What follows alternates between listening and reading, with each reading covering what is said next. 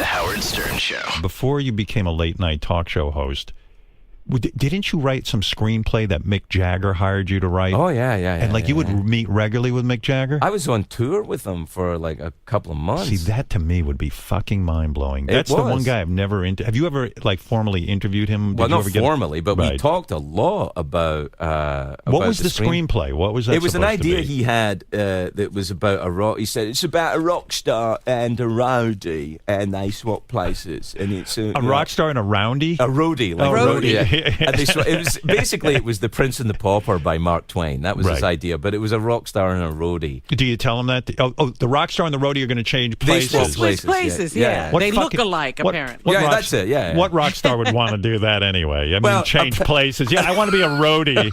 I don't think the premise is ridiculous. Yeah, it was just, look, but it's Mick Jagger. What am I going to go? No, fuck off, Mick. I'll go. You tried to write it. So did he formally hire you to write that Paramount, Sherry Lansing was running Paramount at the time, so they gave me a 3-picture deal in order. Nice woman, right? Yeah, I really liked her. Yeah. She was awesome.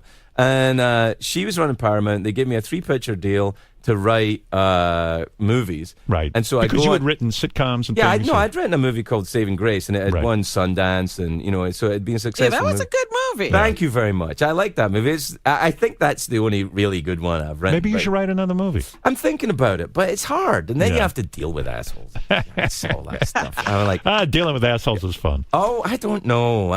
So Mick Jagger is teamed up with you because Sherry Lansing says, "Hey, let's put these two guys together." Yeah, I think that makes me sound more important in the deal than I was. Yeah, but Mick Jagger says he says, "Come meet me. I'm on tour." He's probably Istanbul. I met him in Istanbul. Oh, it was awesome. It was fantastic. Of course you did. They fly me to Istanbul and I go and meet Mick Jagger. And this is, I talked about this in stand-up, but I was so excited to meet him. Oh my God! And they opened the door of the suite, and the first time I see him, he's little. He's a tiny little guy. Is he? And I said to him, "Oh, I didn't know why I said it." I went, "Oh, you're adorable."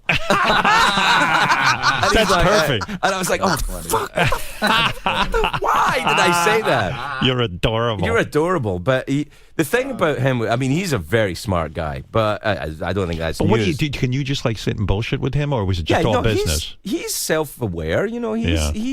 He's an intelligent human being. He can sit across the table and talk to you. At first, are you nervous? Or are you comfortable? Yeah, you're nervous. He's Mick Jagger. How many fucking great songs has he written? Yeah, and also, but here's the thing. I couldn't get out of my head wondering about, the story about the candy bar in Marianne Faithfull's vagina? No, what is that? That apparently he put a candy bar in Marianne Faithfull's vagina in the 60s, and I couldn't get it out of my head for ages. Did you ask him? No, I didn't feel it was appropriate. You said, look, Mick, there's something that's kind of barring you from really being fully in this process. That's right. I want to concentrate on the job, but did you put a candy bar in Marianne Faithfull's? I would probably say that's false, because I have read more sort of weird stories about rock stars putting things in women's vaginas aside from their penis, and I think that's a thing.